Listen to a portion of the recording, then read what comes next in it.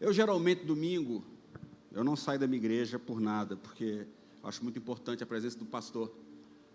Mas hoje, eu resolvi fazer isso, primeiro porque foi um pedido do meu irmão, que também é o meu pastor. E eu tenho um carinho muito grande por essa igreja, porque eu nunca vou esquecer que os primeiros passos ministeriais eu dei aqui. Sou sempre grato todas as vezes que sou convidado, muito grato todas as vezes que retorno. Eu espero que Deus fale com você, assim como Ele falou comigo, nessa noite, amém? Você não está aqui por acaso, você não está aqui porque você não tinha nada para fazer. Provavelmente você até tinha algumas coisas para fazer, mas você lembrou do pastor Ricardo falando assim: você tem que ir na igreja domingo, não pode faltar. E você está aqui nessa noite. Eu sempre digo que hoje em dia as pessoas, elas têm a mania de sempre olhar para o lado e dizer assim: olha, que pena que fulano não está aqui para ouvir isso, porque essa mensagem é para ela. Não, se fulano tivesse que ouvir isso, ela estaria aqui, não você. Então, se você está aqui nessa noite, é porque Deus quer falar com você. Eu sou de uma época que existia um ditado que dizia o seguinte: que as paredes têm ouvidos. Quem lembra desse ditado aqui? Levanta a mão. As paredes têm ouvido. Hoje em dia esse ditado mudou. Hoje em dia esse ditado é: os ouvidos hoje têm parede. E nós já vamos começar derrubando essas paredes dos seus ouvidos, para que o Espírito Santo possa falar com você. Jesus, enquanto ele pregava, a palavra de Deus nos diz que pessoas eram curadas. Ele ia pregando. Você imagina isso? Um dia disso eu lendo um texto e a palavra dizia assim: olha, Jesus, ele pregava e as pessoas eram curadas, paralíticos andavam, leprosos eram limpos através da palavra. Eu não sei o que você está passando, o momento que você está vivendo, mas no momento da palavra Deus vai estar agindo. Mas Jesus também dizia, quem tem ouvidos que? Quem tem ouvidos que? Eu só tenho 2. Eu não tenho todos os ouvidos que estão aqui. Eu sou dono dos meus. Você é dono dos seus. Jesus quer falar com você. Então ouça. Coloque-se de pé no seu lugar neste momento. Feche seus olhos. Coloque a mão sobre o seu coração. Senhor Deus eterno Pai, muito obrigado por mais um domingo na Tua presença, mais um domingo na Tua casa.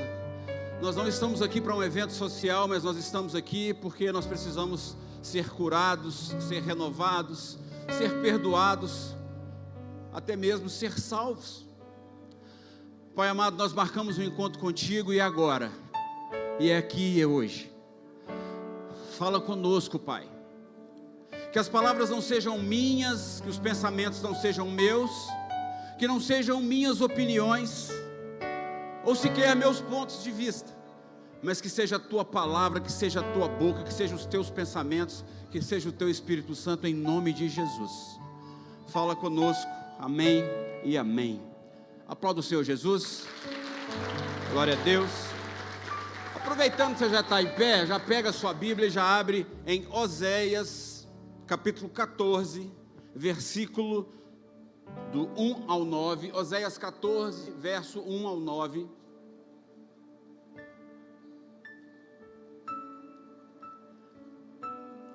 Oséias 14, do verso 1 ao 9, o texto diz o seguinte: converte-te, ó Israel, ao Senhor teu Deus, porque pelos teus pecados tens caído.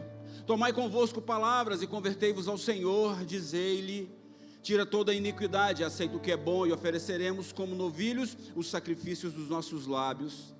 Não nos salvará a Síria, não iremos montados em cavalos, e a obra das nossas mãos já não diremos mais: tu és o nosso Deus, porque por ti o órfão alcança misericórdia. Eu sararei a sua infidelidade, e eu voluntariamente os amarei, porque a minha ira se apartou deles. Eu serei para Israel como orvalho, ele florescerá como o lírio e lançará as suas raízes como o Líbano. Estender-se-ão os seus galhos, e a sua glória será como a da oliveira, e sua fragrância como a do Líbano. Voltarão os que habitam debaixo da sua sombra, serão vivificados como o trigo e florescerão como a vide. A sua memória será como o vinho do Líbano. Efraim dirá: que mais tenho eu com os ídolos? E eu tenho ouvido e cuidarei dele. Eu sou como a faia verde, de mim é achado o teu fruto. Quem é sábio para que entenda essas coisas? Quem é prudente para que a saiba?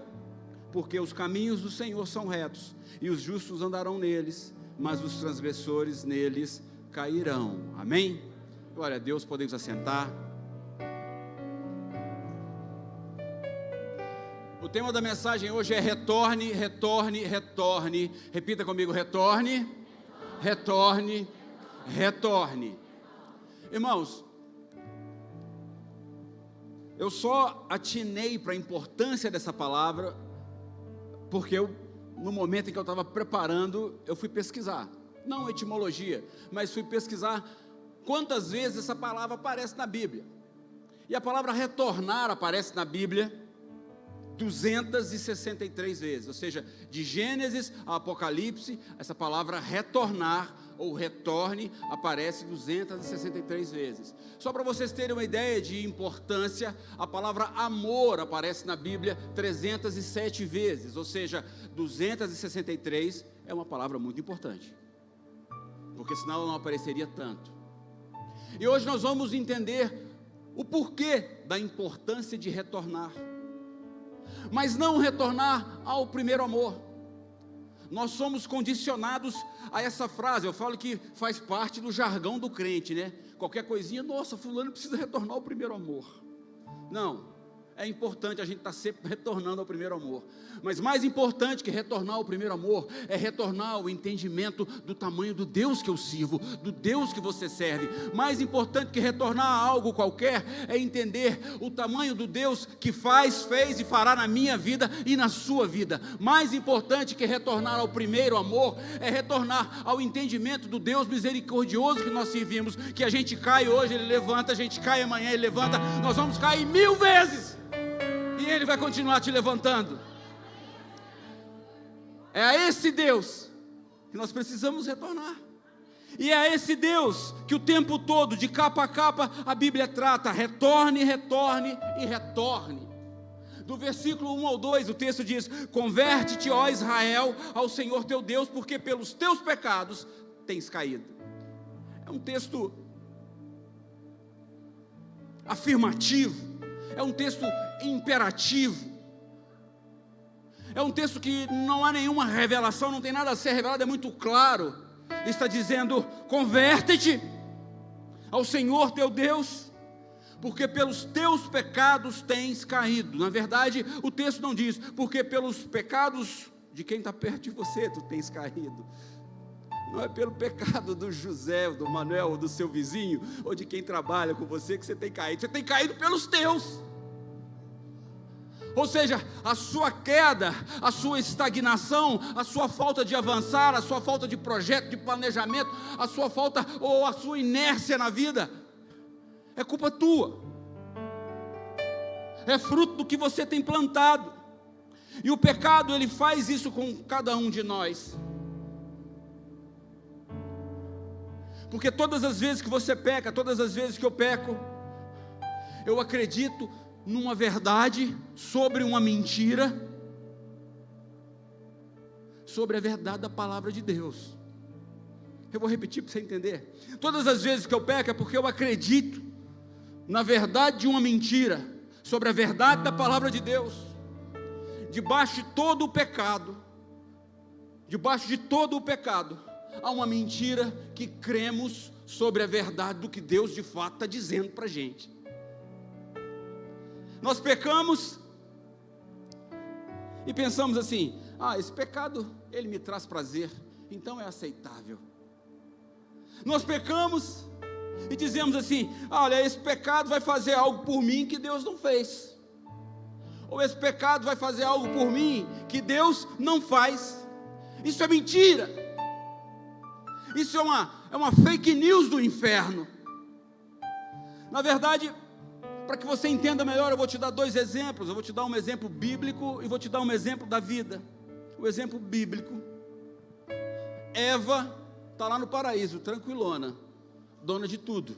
Ela é Adão, porque tudo era deles, ou seja, não tinha como eles terem mais. Ela está lá na boa. Mas um dia Eva acredita numa mentira sobre a verdade da palavra de Deus. Um dia Eva aceita, Eva crê numa sugestão dada pelo diabo. O diabo chega para Eva e diz assim: ei, se você comer do fruto daquela árvore, você vai ser igual a Deus. Mas espera, depois que você comer o fruto daquela árvore, você ainda vai ter o conhecimento do bem e do mal. Vai lá e coma. O que Eva faz? Eva acredita na sugestão do diabo. Eva acredita na mentira sobre a verdade. Na verdade, Eva acredita no que o diabo oferece, ao invés das próprias palavras de Deus. Porque Deus tinha dito para ela: Eva, se você comer daquele fruto, você morre. E hoje em dia, irmãos, dentro da igreja tem acontecido muita coisa exatamente desse jeito. Pessoas que estão presas, porque o tempo inteiro elas deixam de acreditar na palavra de Deus e sempre acreditam nas mentiras contadas pelo diabo. Elas deixam de acreditar nas promessas de Deus e acreditam nas mentiras diabólicas, ou seja, ao invés de acreditar na verdade da palavra de Deus, acreditam na mentira do diabo. O diabo o tempo inteiro tem dito para pessoas dentro da igreja: Deus não te ama. Se Ele te amasse, você não estaria passando pelo que você está passando. O tempo todo o diabo está dizendo para pessoas dentro da igreja: olha só, esse Jesus aí, Ele não te ama, porque se Ele te amasse, Ele não ficaria tanto tempo em silêncio. Na verdade, o diabo tem contado mentiras dentro da igreja. Olha, Deus não te ama de forma nenhuma, porque se Ele te amasse, essa doença não estaria dentro da tua casa. Olha, meu amado, mas nessa noite você está aqui para poder entender que Deus nos ama, que Deus te ama, sim!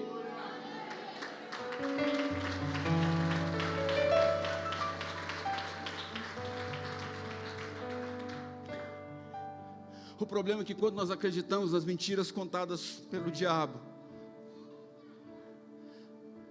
nós ficamos com raiva de Deus. É isso aí. A gente fica com raiva de Deus. Aí a gente para de orar. Depois para de ler a Bíblia. Quando você assusta, você para de vir na igreja. Aí você sabe o que você vira? Uma presa fácil. Porque a Bíblia em momento nenhum, a Bíblia nos diz para podermos ter esse sentimento em relação a Deus. O tempo todo Deus está preocupado comigo, o tempo todo Deus está preocupado com você. Na verdade, os planos de Deus para mim, os planos de Deus para você, para a sua vida, são planos de vitória, não são planos de derrota. Os planos de Deus para mim, os planos de Deus para você, são planos de prosperidade, são planos de amor, são planos de crescimento profissional, são planos de vida emocional resolvida, são planos de felicidade, são planos de saúde, são planos de prosperidade. Enfim, todos os planos de Deus para mim, para você, eles são de paz, eles não são de guerra, eles são de amor, eles não são de ódio. E uma vez Jesus disse: eu vim para que vocês tenham vida, mas não vida meia boca. Eu vim para que vocês tenham vida, não vidinha medíocre. Ele diz: eu vim para que vocês tenham vida, não sobrevida. Jesus em tempo nenhum, em momento nenhum, Ele me promete sobreviver. Ele fala: você vai viver, mas não vai viver normalmente, você vai viver em abundância, em abundância, em abundância. Toma posse disso, igreja, em abundância.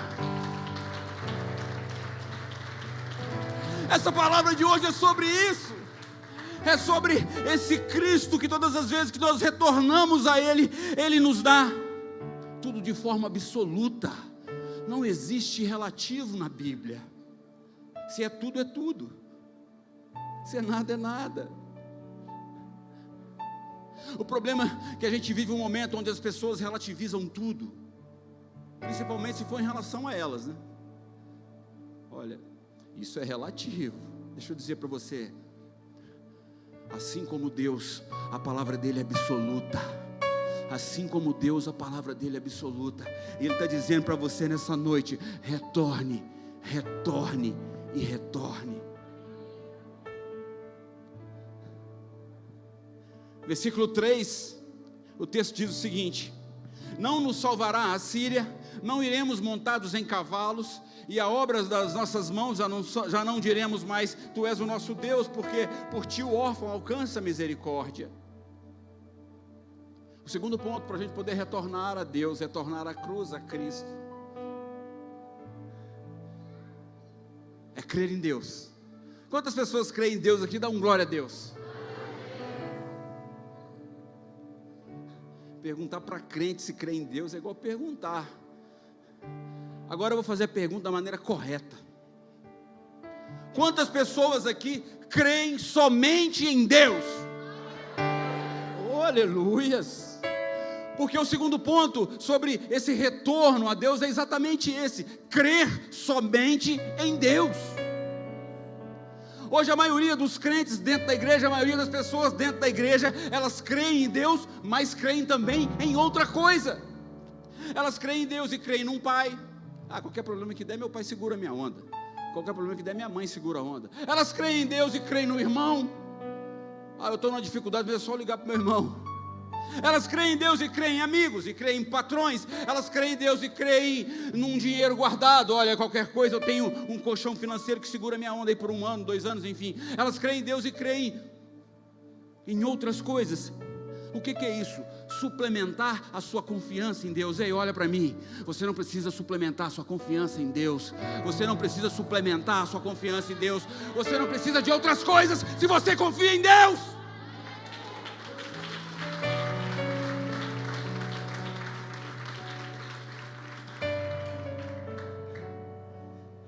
Isaías 31, versículo 1, o texto diz o seguinte: ai dos que descem ao Egito para buscar socorro, e se estribam em cavalos e têm confiança em carros, porque são muitos, e nos cavaleiros, porque são poderosíssimos, e não atentam para o Santo de Israel, e não buscam ao Senhor. O texto começa: ai. Ai quer dizer coitado. Coitado daquele que vai buscar ajuda em outro lugar, que vai buscar ajuda em outro lugar, que vai buscar ajuda em outras coisas. É isso que Isaías está dizendo: coitado de quem faz isso. Você sabe por quê? Porque não existe confiança parcial em Deus é igual confiança nenhuma em Deus. É simples assim. Confiança parcial em Deus é exatamente igual a nenhuma confiança. Pastor, sério? Seríssimo. Se você confia em Deus e em outras coisas, você vai se meter em sérios problemas. A palavra de Deus diz: ai daquele, ai daquele. Provérbios capítulo 3, versículo 3 e 6, o texto diz: confia no Senhor de todo o teu coração e não te estribes no teu próprio entendimento, reconhece-o em todos os teus caminhos e Ele endireitará as tuas veredas. O texto também diz: olha, eu olho para os montes, de onde virá o meu socorro vem do Senhor, que fez o céu e fez a terra. A palavra de Deus também diz: confia todo o teu caminho no Senhor, e o mais Ele fará. Em outras palavras, Deus está dizendo o tempo inteiro: é comigo, deixa comigo, coloca na situação. Deus está dizendo nessa noite: confie nele, confia nele, somente nele, de todo o teu coração, todos os teus caminhos.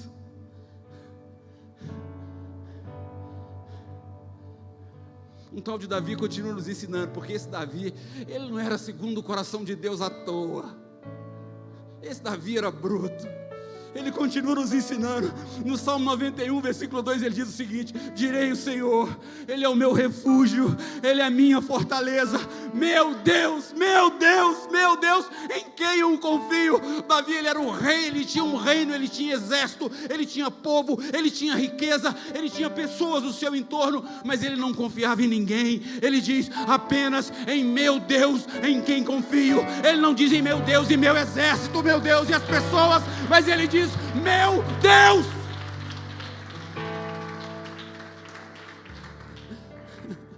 Aleluia. Eu preciso perguntar para você nessa noite: você está confiando somente em Deus?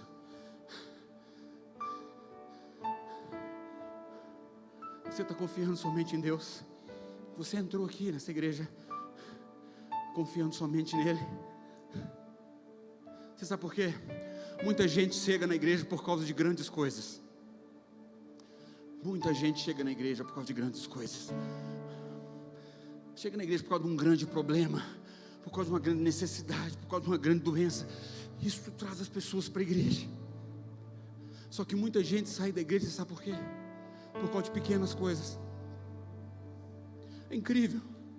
A pessoa chega na igreja por causa de grandes coisas, pastor Ricardo, mas quando acontece uma pequena coisa, ela sai da igreja. O que você precisa entender nessa noite é que o Deus que cuida das grandes coisas, Ele também cuida das pequenas. O Deus que cuida das grandes coisas, Ele também cuida das pequenas. Na verdade, o Deus que nós servimos, Ele não cuida nem do grande, só do grande ou só do pequeno. Ele cuida de tudo. Ele cuida de tudo. E nós precisamos um tempo inteiro descansar na certeza que Deus vai ouvir o nosso retorno, porque Ele ouve. Para poder encerrar, versículo 4 diz o seguinte: eu sararei a sua infidelidade, eu voluntariamente os amarei, porque a minha ira se aportou deles. Eu serei para Israel como orvalho, ele florescerá como o lírio e lançará suas raízes como o Líbano. Aleluias. Em outras palavras, Deus está dizendo para o povo de Israel que era um povo cansado. O povo de Israel era um povo ingrato, era um povo murmurador, mas Deus está dizendo para eles: eu vou perdoar vocês, eu vou amar vocês. E Deus continua dizendo: olha, além de perdoar e de amar, vai ser como se nada tivesse acontecido, porque esse Deus que nós servimos, esse Deus que a gente precisa retornar, Ele é um Deus que Ele não olha para trás, Ele só olha para frente. Ele diz assim: nada aconteceu entre nós, eu te recebo de volta. Nada aconteceu entre nós, pode voltar. Nada aconteceu entre nós, retorna, porque eu estou te esperando. Mas o que fique claro nessa noite, que o que tem que vir primeiro é o retorno. Que fique claro que o que tem que vir primeiro é o retorno. Primeiro vem o retorno, depois vem a resposta de Deus. Repita comigo: primeiro vem o retorno, depois a palavra de Deus, a resposta de Deus. O problema é que hoje a gente fica imputando em Deus sentimentos humanos. Deixa eu dizer para você, meu amado, quem tem problema de autoestima é você, não é Deus. Não é Deus. Aconteça o que acontecer, Ele sempre vai continuar sendo Deus. Aconteça o que acontecer, Ele sempre vai continuar sendo Deus. Então hoje as pessoas, elas ficam assim: eu estou aqui sentado, vou esperar Deus dar o primeiro passo. Deixa eu dizer para você, o primeiro passo é responsabilidade sua. O primeiro passo é responsabilidade sua. Eu vou falar mais uma vez: o primeiro passo é responsabilidade sua. Quantas pessoas aqui conhecem a história do filho pródigo? Levante a mão. O pai do filho pródigo era um homem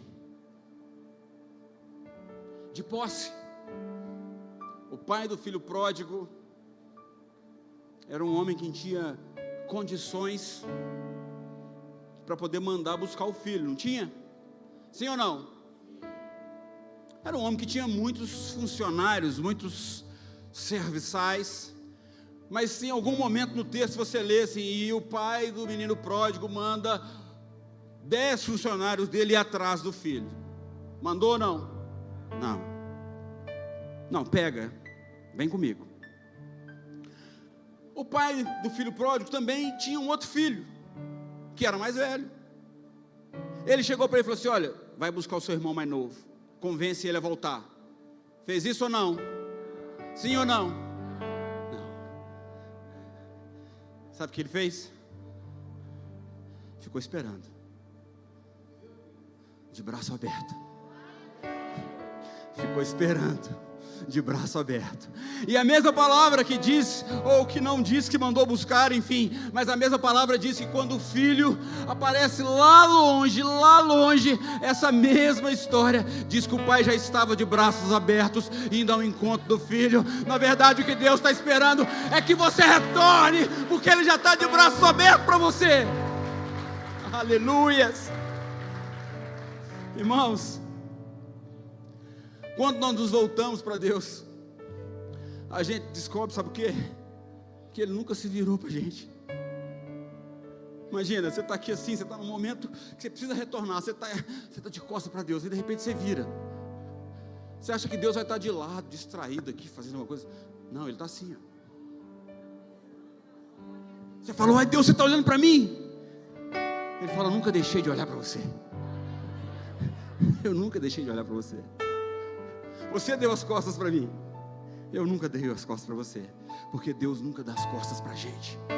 Deus nunca dá as costas para a gente. Você sabe por quê? Porque Ele é o primeiro socorrista. Ele é o primeiro socorrista. Quando você está lá debaixo do seu lençol, lá com o seu travesseiro, no meio da madrugada, e as suas lágrimas estão escorrendo, Ele olha para você igual Ele olhou para o povo de Israel, quando Ele disse para Moisés assim: olha, vai lá libertar o meu povo, porque daqui de cima eu tenho visto as lágrimas daquele povo. Lá de cima Ele tem visto as tuas lágrimas. Ele é o primeiro que vai chegar. Os amigos chegam, glória a Deus, tomara que continue chegando. Os pais chegam, mas o primeiro a chegar é Cristo. O primeiro a chegar é Ele. Por isso há essa necessidade de voltarmos. Se você retornar, eu tenho certeza absoluta que Ele responderá às suas orações. Coloque-se de pé no seu lugar neste momento.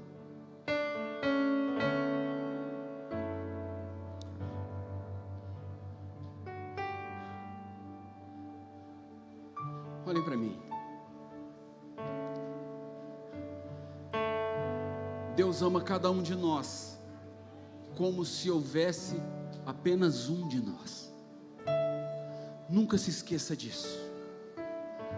Deus ama cada um de nós como se houvesse apenas um de nós. O versículo 9 diz: quem é sábio, ele vai perceber essas coisas.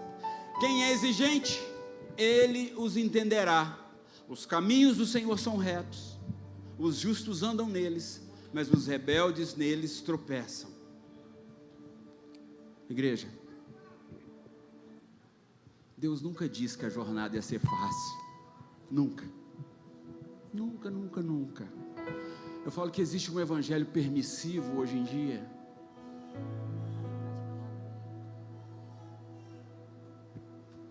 Se não tiver cruz, se não tiver sacrifício, não é evangelho. Deus nunca disse que seria fácil. Mas uma coisa Ele disse. Ele disse que a chegada valeria a pena. Ele falou: o caminho não vai ser fácil, mas a chegada, ela vai valer a pena. O que eu quero dizer para você nessa noite: você vai retornar, ou você vai tropeçar.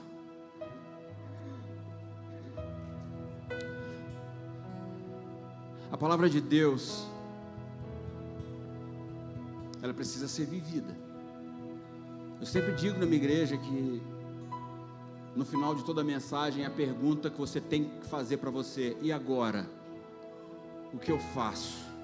E essa resposta tem que estar no teu coração. Isso aqui não é uma palestra motivacional, porque a motivação ela acaba depois que você passa aquela porta ali, ó.